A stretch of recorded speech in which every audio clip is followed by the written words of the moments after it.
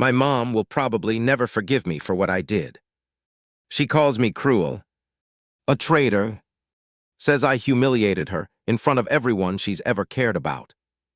And maybe she's right. Maybe I did. But deep down, I think I just saved her and my little brother from something so much worse. I'm 22, and for most of my life, I've been the adult in the family. My mom always wanted to look perfect, sound perfect, be adored. Every single thing she did was for show. Photos staged on holidays, big smiles when people were watching, but when the door shut, everything collapsed. She'd pick apart my clothes, my hair, my tone, anything to make herself feel more in control. When my dad left, she told everyone he couldn't handle responsibility. In reality, he couldn't handle her. He left quietly without a fight. I didn't understand it then.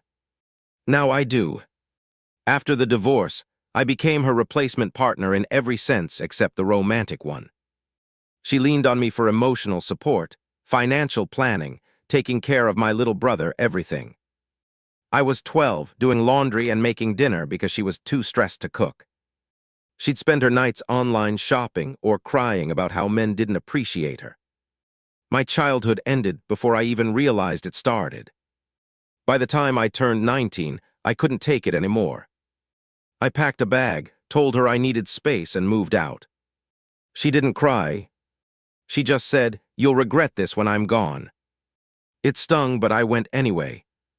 I got a small apartment, a decent job, and I started visiting my little brother on weekends. He was my main reason for keeping contact. He didn't deserve to grow up completely alone in that house. A few months ago, she called me sounding happier than I'd heard in years. She said she'd met someone. His name was Greg. He was different. He was established. He was the man she deserved all along. I wanted to be supportive, but when I asked how long they'd been seeing each other, she said, 2 months. That was my first red flag. My mom doesn't date, she consumes relationships. I met Greg for dinner the next week. He was polite in that way that feels performative, too clean, too charming, too smooth. Every word was rehearsed. He told stories like he was trying to win an audience. But what bothered me most was how he looked at me. Not in a creepy, overtly flirty way, just a little too long, a little too knowingly. At one point he smiled and said, "You really take after your mom." Same eyes. Same smile. My stomach twisted. I told my mom later that he made me uncomfortable. She rolled her eyes and said, "You always find something wrong with anyone who makes me happy." I let it go. But then my little brother called me late one night whispering, terrified. He said Greg had come into his room while Mom was showering. He didn't do anything, just sat on the edge of the bed, talking to him about life. But then he started asking questions about me. Was I dating anyone? Did I come over often? What kind of car did I drive? My brother said it made his skin crawl. I was in my car within minutes. When I got there, I found Greg sitting in the living room with a glass of wine, acting like nothing happened. I told him he needed to stay out of my brother's room, and he smiled and said, "You sound just like your mother when she was younger." That made me freeze. Younger? I asked what he meant, and he said, "Ask her." Then he left the room like nothing happened. When I confronted my mom the next day, she went pale. She looked like she was going to throw up. Then she said, "He told you that?" I asked her who he was. She hesitated, then whispered, "We dated a long time ago. Before your father." She said they were young, that it ended badly, that she'd forgotten about him until he reached out again last year. She said he'd changed, that she'd changed too, that everyone deserved a second chance. I asked what ended badly meant, but she wouldn't tell me. She just said, "It doesn't matter." That was another life. I told her he made my brother uncomfortable. She said I was being dramatic. I told her I didn't trust him. She said I was jealous. So I stopped trying to convince her. But something in my gut wouldn't settle. 2 weeks later, I was over helping my brother with homework when Greg left his laptop on the kitchen counter. The screen was open to a folder named Memories. I shouldn't have looked, but I did. Inside were photos. Some of my mom from decades ago, clearly scanned, old, faded. Then newer ones. Her at the grocery store. Her at work. Her sleeping on the couch. And then me. Not just adult me. Me at 15. Me at 13. Even one of me at 10, sitting on the porch holding a popsicle. Every photo was zoomed, grainy, like it had been taken from a distance. I nearly dropped the laptop. I slammed it shut, grabbed my brother, and told him to pack a bag. Mom got home minutes later, and I told her she needed to look at what was on Greg's computer. She did, and instead of calling the police, she started sobbing. He told me he deleted all of that, she kept saying. He told me he let go of the past. I said, the past? Mom, this isn't the past. He's been watching us. She shook her head, crying. You don't understand, he's not dangerous. He's lonely. I wanted to scream. I told her if she didn't end it, I would. She said, if you ruin this for me, I'll never forgive you. 2 days later, she posted engagement photos. She'd already said yes. The wedding was 6 weeks later. I didn't plan to go, but my brother begged me.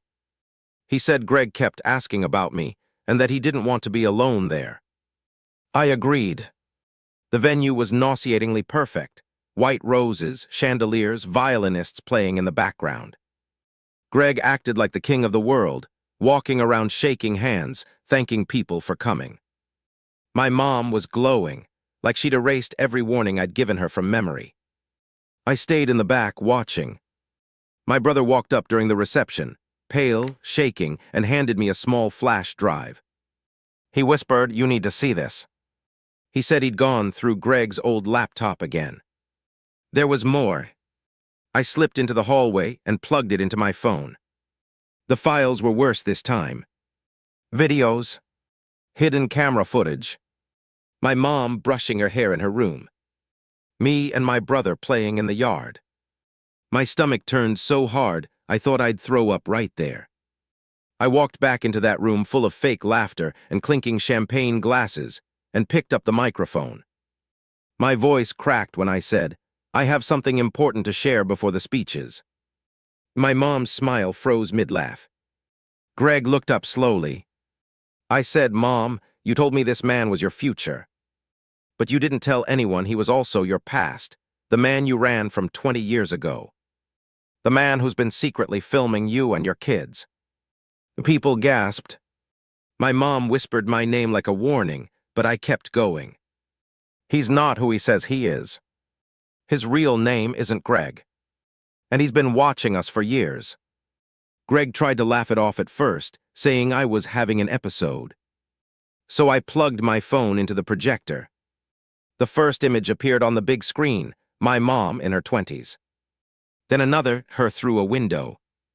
Then me, barely a teenager. The room fell silent except for my mom sobbing. Someone screamed. My uncle lunged at Greg before he could run. The police came within minutes. My brother had already called them before I even started talking. They took Greg out in cuffs while everyone stared in shock. The detective later told me his real name was Michael Grayson. He'd changed identities twice. He had prior charges in another state, stalking, harassment, illegal possession of photos. They found dozens more images on his hard drives, going back nearly 15 years. My mom collapsed when they told her. She kept repeating, he told me he was better now. He told me he loved me. That was 2 months ago. She hasn't spoken to me since. She told my aunt I ruined her life, her reputation, that I turned her wedding into a circus. She said, you humiliated me in front of everyone. I told her I saved her. She said, you saved no one. You just made sure everyone pities me. Maybe she's right. Maybe people do pity her. But when I think about my brother, how scared he was, how close we came to living with a predator, I can't feel guilty. I can't feel sorry that I told the truth in the ugliest possible way. All I can think is that someone had to end the illusion. Someone had to stop pretending everything was perfect. So, am I wrong for exposing my mom's fiancé at her wedding and destroying her perfect day, even if it meant finally protecting her from the truth she didn't want to see?